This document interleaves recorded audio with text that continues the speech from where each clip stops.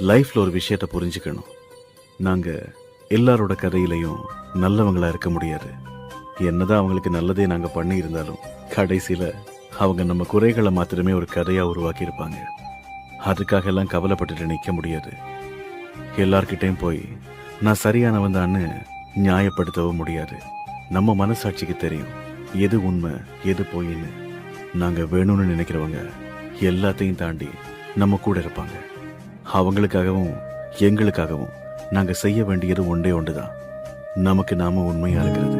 தன்னை மறந்து மண்ணில் விழுந்து இளமை மலரின் மீது கண்ணை இழந்த வண்டு தேக சுகத்தில் கவனம் காட்டு வழியில் பயணம் கங்கை நதிக்கு